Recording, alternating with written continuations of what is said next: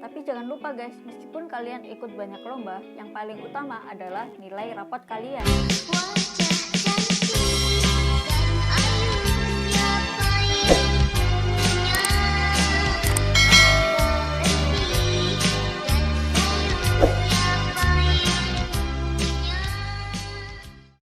Halo teman-teman, kembali lagi bareng aku Lutfiana Rofandi Susanti. Nah, sesuai dengan request dari teman-teman kemarin, aku bakalan bahas soal sertifikat apa aja sih yang bisa dimasukin untuk daftar SNMPTN.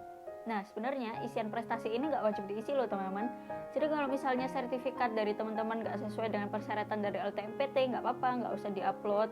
Kita nggak usah ngisi bagian isian prestasi ini. Untuk isian prestasi ini sendiri sebenarnya LTMPT bilang kalau maksimalnya itu 3 file, tapi karena filenya dalam bentuk PDF juga bisa diupload, kita ada cara sendiri yang sudah aku bahas di video sebelumnya. Tapi itu sifatnya hanya saran ya, kalau misalnya teman-teman mau ikutin ya nggak apa-apa, kalau enggak ya nggak apa-apa. Alhamdulillah sih aku pakai cara itu dan berhasil lolos di FK UNER tahun ini.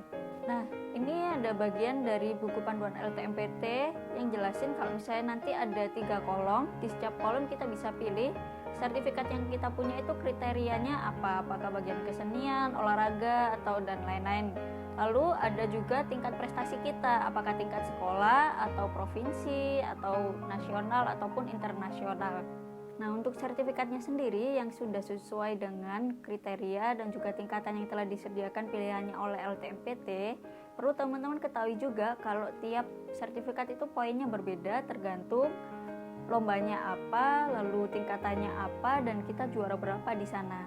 Lalu untuk kesahan sertifikat sendiri ini perlu teman-teman perhatikan, harus jelas nama penyelenggaranya, lomba, olimpiade atau kompetisi yang teman-teman ikutin. Lalu harus jelas juga nama acaranya, dan juga kalau bisa di sertifikat itu ada nomornya, yang setiap peserta itu berbeda-beda nomor sertifikat yang didapatkan. Dan yang paling penting ya guys, sertifikat yang bisa kita masukin itu cuma 3 tahun terakhir atau selama SMA aja. Jadi kalau misalnya sertifikat kalian itu lebih banyak waktu SMP ataupun SD, maaf banget ya, itu nggak bisa dimasukin di pendaftaran SNMPTN. Kalau bisa teman-teman berusaha untuk ikut perlombaan, kompetisi sebanyak-banyaknya saat SMA. Kemudian ini ada list untuk sertifikat-sertifikat yang biasa dimasukin oleh pendaftar SNMPTN. Yang pertama adalah sertifikat Olimpiade Sains Nasional atau OSN, yang kedua adalah sertifikat O2SN, yang ketiga adalah sertifikat FLS 2N. Meskipun sertifikat yang teman-teman miliki cuma punya sertifikat peserta, tapi kan ini kan ada seleksi dulu dari sekolah ya. Jadi kalau di masyarakat itu menganggapnya sertifikat peserta dari Olimpiade ini memiliki nilai lebih tinggi daripada sertifikat peserta di Olimpiade biasa yang diadakan oleh universitas. Dan yang keempat bisa memasukkan sertifikat LKTI atau Lomba Karya Tulis Ilmiah dan esai. Yang kelima adalah sertifikat untuk olimpiade-olimpiade yang diadakan universitas, kompetisi, debat, lalu cerdas cermat, baris berbaris, dan banyak lomba-lomba yang lainnya. Dan yang keenam yaitu sertifikat untuk organisasi. Biasanya sih yang diutamakan adalah ketua dari organisasi, misalnya ketua OSIS, ketua MPK, dan ketua-ketua yang lainnya. Tapi meskipun sertifikat organisasi ini bisa dimasukin, tapi biasanya sistemnya itu berbeda teman-teman. Jadi kalau misalnya teman-teman mau mengetahui sistem ini lebih lanjut, itu tergantung universitasnya masing-masing. Semisal IPB itu biasanya lebih mengutamakan ketua OSIS. Nah kalau di UNER sendiri ada sistem namanya Golden Ticket. Nah tapi ini sistemnya beda teman-teman. Jadi kayak mereka itu punya sistem sendiri dari universitas, tapi nanti waktu SNMPTN kita juga tetap ngupload untuk sertifikat yang kita telah kirim ke universitas yang kita mau itu. Jadi untuk sistem ini lebih baik teman-teman ngikutin di website atau Instagram universitas yang teman-teman pengen masukin ya.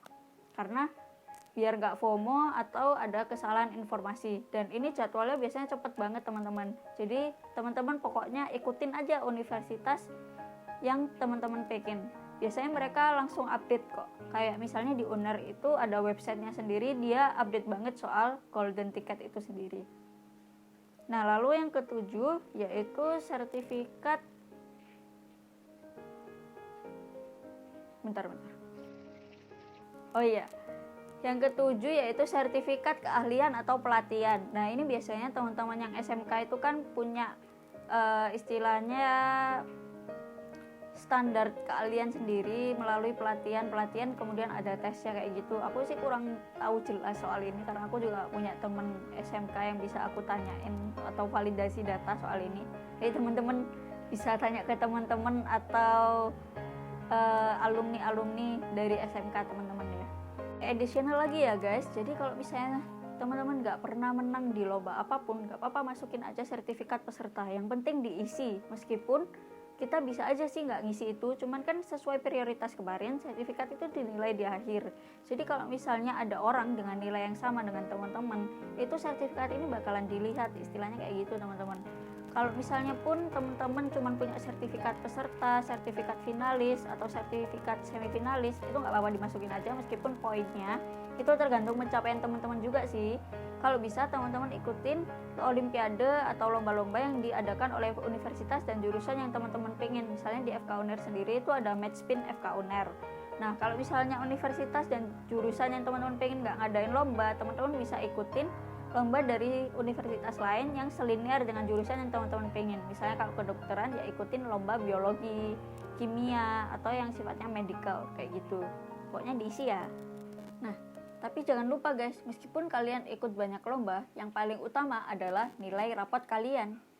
Yang perlu kita garis bawahi di sini adalah sertifikat yang bisa kita masukin hanya sertifikat selama SMA. Padahal sebagian dari kita kan ada yang aktifnya itu waktu SD ataupun SMP, termasuk aku. Aku lebih aktif waktu SD maupun SMP.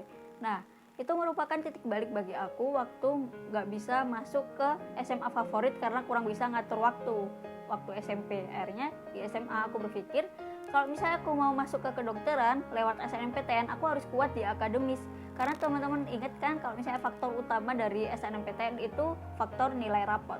Tapi ada loh teman aku yang dia itu aktif secara akademis maupun non akademis dari SMP.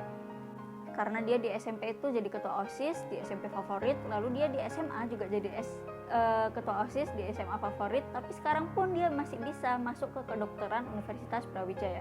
Teman-teman bakalan kepo kan, gimana sih caranya dia bisa aktif di akademis maupun non akademis, jadi ketua OSIS lagi, SMP SMA favorit lagi, gimana dia cara ngatur waktunya, lalu gimana cara belajarnya, dan gimana dia bisa menjalani perkuliahan saat ini sekaligus jadi ketua angkatan nih. Keren banget gak sih? Oke, cus, langsung tunggu aja ya di video berikutnya. Oh iya, tambahan nih, aku bakalan ngisi acara dari Sang Juara School di hari Jumat. Jadi kalau misalnya teman-teman ada pertanyaan lebih lanjut soal gimana caranya daftar SNMPTN atau ada pertanyaan-pertanyaan lain mengenai kriteria yang bisa menambah nilai kita untuk daftar SNMPTN, teman-teman cus join aja di acara ini. Bakalan diadain Jumat 19 November 2021. Kita bisa bakalan berbincang lebih private gitu deh. See you ya.